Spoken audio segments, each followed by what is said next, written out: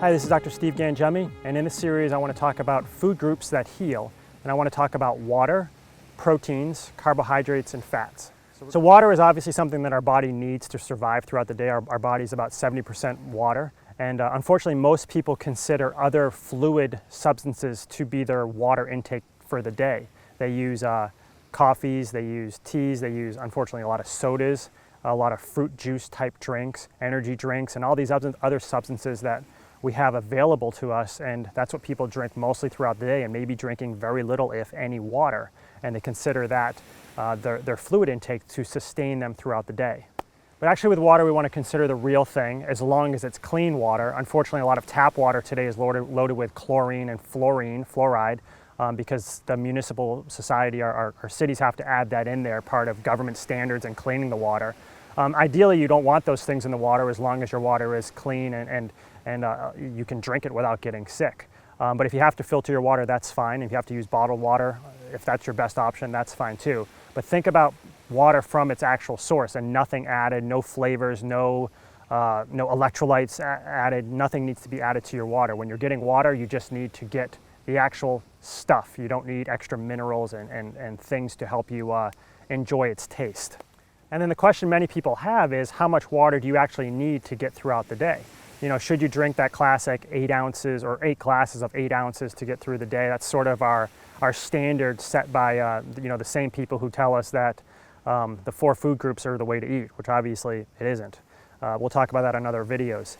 But it depends on your body type. It depends how your sweat rate. It depends on your activity level. It depends on the environment. Here in Thailand right now, we obviously need a lot of water to get us through the day.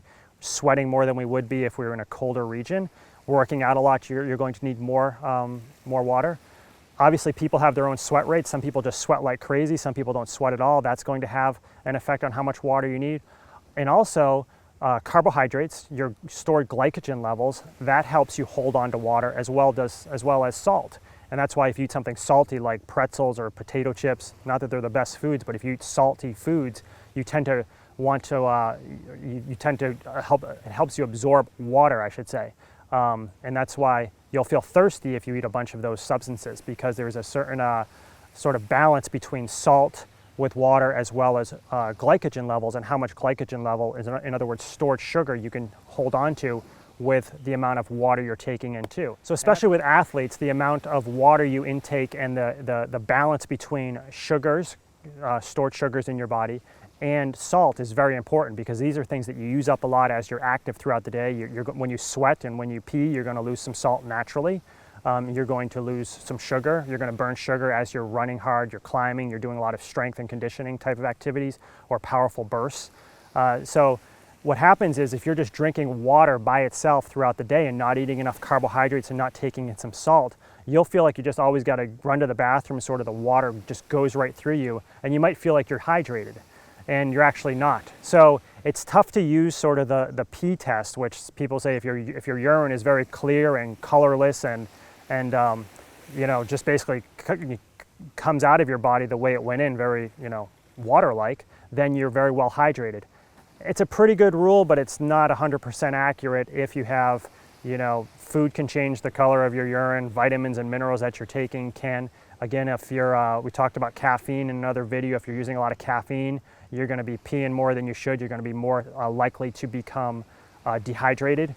And the amount of salt in your body is going to help you hold on to that water. So if you're not getting enough salt throughout the day, if you're not eating enough carbohydrates, we'll talk about next, to sustain you throughout the day, then you won't hang on to this water to keep you hydrated and keep you performing to the best of your ability.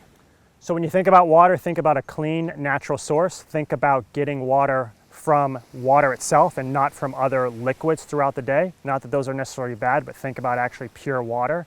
And consider your activity levels and your environment to let you know how much water you need. And if you get to a point where you're actually becoming thirsty, you've probably waited a little bit too long to get that water into you, and you need to play a little bit catch up.